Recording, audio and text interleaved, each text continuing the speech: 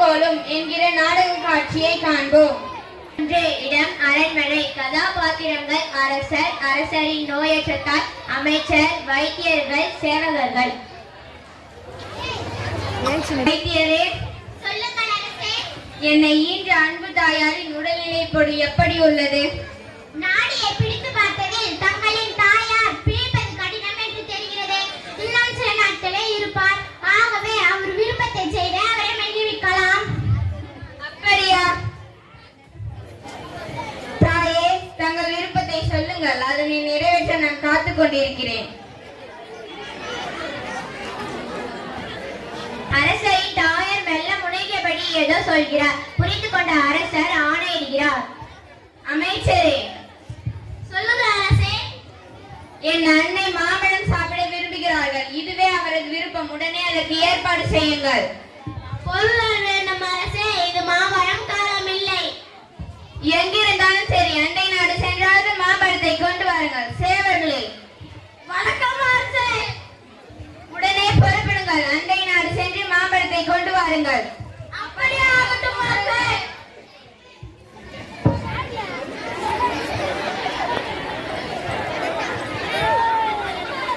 சேவகர்கள் பல திசைகளும் சென்று அழைகிறார்கள். ஆனால் மாம்பழம் கொண்டு வருவதற்குள் அவருடைய தாயாரின் உயிர் பிரிந்து விடுகிறது.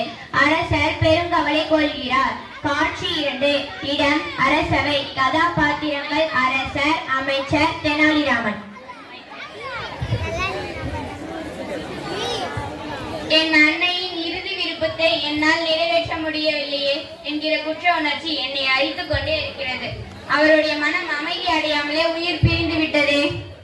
வருந்த வேண்டாம் அரசே. அதற்கு ஒரு பரிகாரம் செய்யலாம். இந்த குற்ற உணர்ச்சியில் இருந்து தப்பிக்க வழி இருக்கிறது அரசே.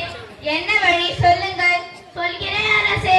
108 துறைகளுக்கு தங்கத்தின் மாம்பழம் செய்து தானமாக கொடுத்து விருந்து வைத்தால் உங்கள் தாயாரின் மனம் அமைதியை அடையும். ஆகட்டும் அமைச்சரே, விரைவில் இது நடக்க ஏற்பாடு செய்யுங்கள். அப்படியே ஆகட்டும் அரசே.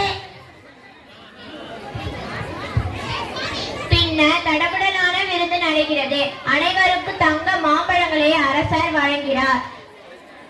அந்நேரத்தில் அரசவை விகட கவி தெனாலிராமன் அங்கே வருகிறார்.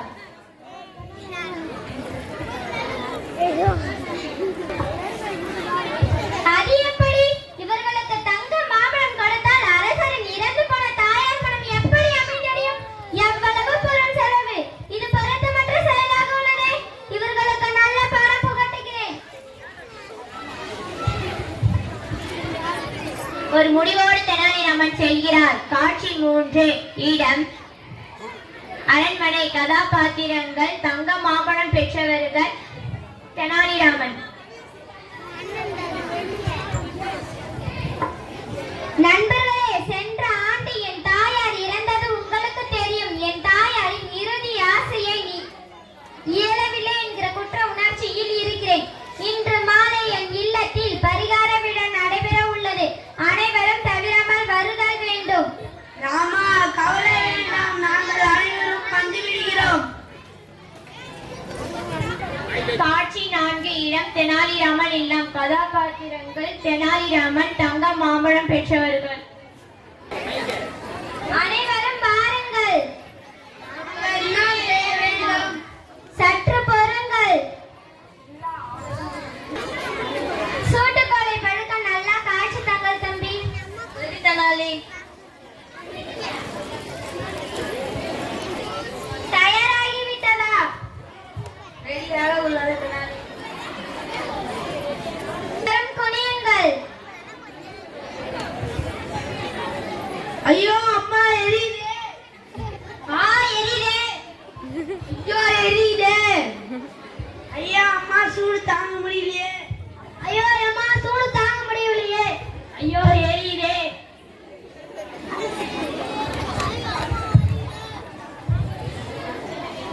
சூடுபட்டவர்கள் வழி பொறுக்காமல் அலறுகின்றனர். இச்செய்தியை அரசவையை எட்டுகிறது. காட்சி 5. இடம் தெனாலிராமன் இல்லம். கதாபாத்திரங்கள் அரசர், தெனாலிராமன், சூடுபட்டவர்கள்.